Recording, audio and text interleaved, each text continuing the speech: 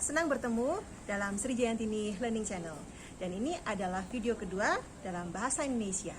Kali ini saya akan membahas tentang istilah dalam teks akademik.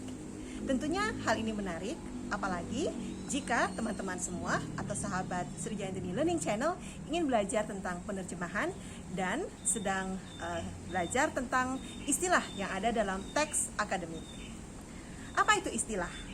Istilah menurut Krida Laksana tahun 2008 adalah kata atau gabungan kata yang dengan cermat mengungkapkan konsep, proses, keadaan, atau sifat khas dalam bidang tertentu. Dalam Pedoman Umum Pembentukan Istilah atau PUPI dari Pusat Bahasa tahun 2007 menyebutkan bahwa istilah adalah kata atau frasa yang digunakan sebagai nama atau lambang untuk mengungkapkan konsep tertentu yang khas dalam bidang ilmu pengetahuan, teknologi, dan seni secara cermat. Nah, PUPI membagi istilah menjadi dua, yaitu istilah umum dan istilah khusus. Istilah umum berasal dari bidang tertentu, tetapi sudah dipakai secara luas sehingga dapat disebut sebagai kosakata umum. Misalnya, istilah anggaran belanja dalam bidang ekonomi. Secara umum, orang sudah mengetahui apa yang dimaksud dengan anggaran belanja. Sedangkan istilah khusus adalah istilah yang maknanya terbatas pada bidang tertentu. Sebut saja misalnya appendektomi dalam bidang kedokteran. Istilah ini secara khusus memerlukan pengetahuan dan informasi lengkap mengenai arti dan konsep-konsepnya, sehingga hanya pengguna dalam bidang ilmu tertentu yang dapat mengetahuinya. Terkait dengan aspek tata bahasa peristilahan, Pedoman Umum Pembentukan Istilah menetapkan bahwa istilah dapat berupa bentuk dasar, bentuk berafiks atau bentuk yang mendapatkan imbuhan, bentuk ulang, bentuk majemuk, bentuk analogi, hasil meta-analisis, singkatan, dan akronim. Nah, dalam teks akademik, istilah memiliki ciri-cirinya tertentu. Saya akan berikan beberapa sifat-sifat istilah dalam bidang ilmu tertentu. Misalnya, dalam bidang ilmu kedokteran.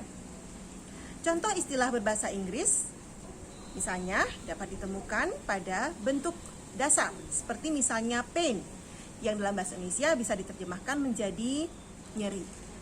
Kemudian istilah bisa juga dalam bentuk majemuk, seperti pacemaker yang diterjemahkan menjadi alat pacu jantung. Kemudian istilah dalam bentuk berafiks, repolarization dalam bahasa Inggris diterjemahkan menjadi repolarisasi. Istilah dalam bentuk frasa misalnya low vision yang diterjemahkan menjadi penglihatan kurang. Nah, dalam bidang ilmu lainnya bisa saya sebutkan juga bahwa bidang ilmu yang lain seperti bidang ilmu ekonomi juga memiliki istilahnya tertentu.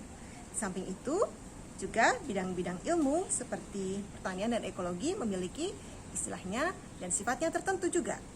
Misalnya dalam bidang ekonomi, apakah Anda pernah mendengar istilah misalnya dividen menjadi dividen? Ya, ejaannya berubah.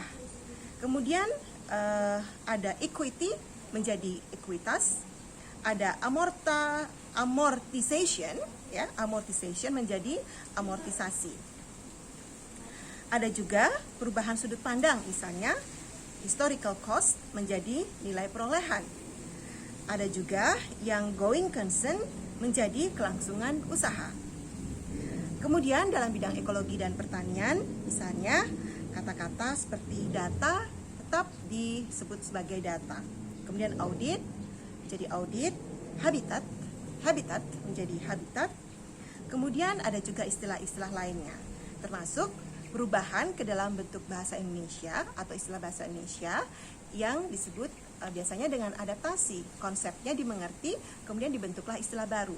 Seperti misalnya biosecurity menjadi ketahanan hayati. Nah, itulah beberapa pembahasan tentang istilah yang digunakan dalam teks akademik. Mudah-mudahan dapat menambah wawasan Anda, dan kita akan bertemu lagi dalam pembahasan yang lainnya dalam bidang bahasa dan sastra, juga bidang penerjemahan. Semoga bermanfaat dan jangan lupa like, share, dan subscribe channel ini. Terima kasih.